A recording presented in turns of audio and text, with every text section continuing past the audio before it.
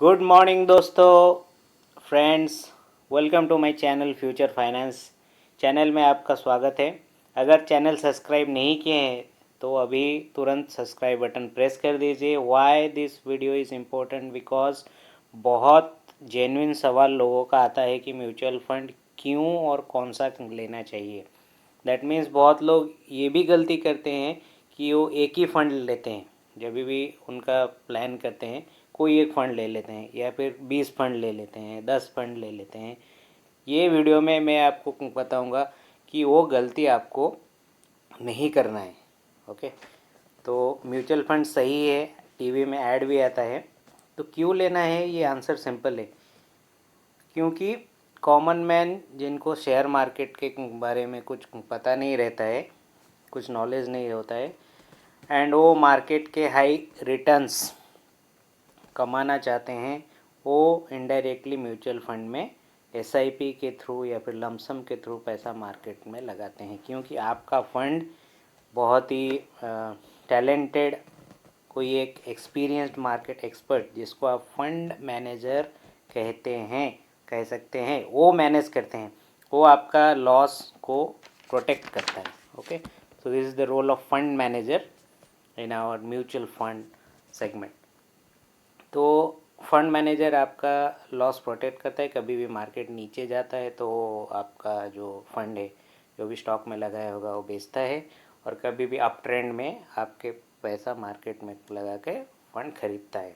Okay, तो ही always आपका profit देखता है वो।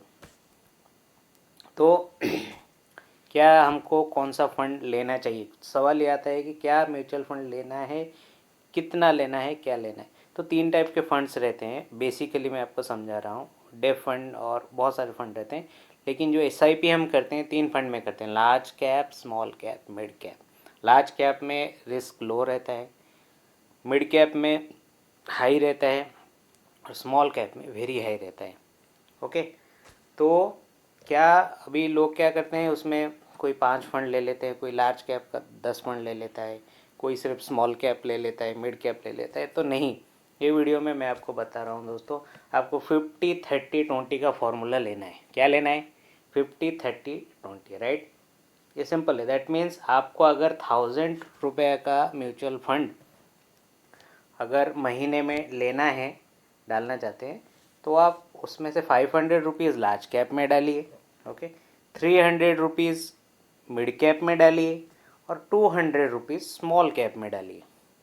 ओके, तो for example large cap funds जैसे एसबीआई ब्लू चिप फंड है, एक्सिस ब्लू चिप फंड है। मिड कैप फंड क्या है?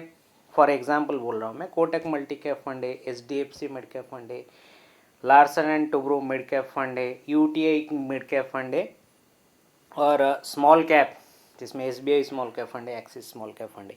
इसमें एक टेक्निकलिटी क्या है, अगर आप स्मॉल कैप में कुछ पैसा डाल रहे हैं तो आपका horizon minimum to maximum, max to max 15 to 20 years का होना चाहिए। क्योंकि स्मॉल कैप फंड में बहुत उतार चढ़ाव होते हैं, तो आप हमेशा लॉन्ग टर्म रखिए। लॉन्ग टर्म में आपको अच्छा रिटर्न देगा। मैं एक फ़ंड के बारे में बोलता हूँ, तो एसबीआई स्मॉल कैप फंड है।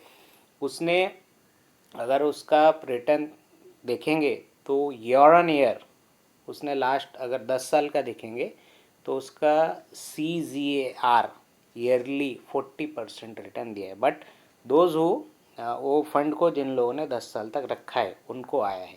दैट मीन्स अगर आप लॉन्ग टर्म के लिए जाना चाहते हैं तो अपना पोर्टफोलियो में थोड़ा सा पार्ट स्मॉल कैप के लिए रखिए। तो आज का ये फॉर्मूला है 50-30-20। इस पे आप म्यूचुअल फंड ले सकते हैं। 50% आपका लार्ज कैप फंड होना चाहिए, 30% मिड कैप होना चाहिए, और 20% स्मॉल कैप होना चाहिए। तो आपको 3 फंड लेना है in short. Okay, thank you दोस्तों। वीडियो को लाइक कीजिए और ये चैनल को सब्सक्राइब कीजिए। वीडियो को आपके फ्रेंड और फैमिली के साथ शेयर कीजिए। Thank you.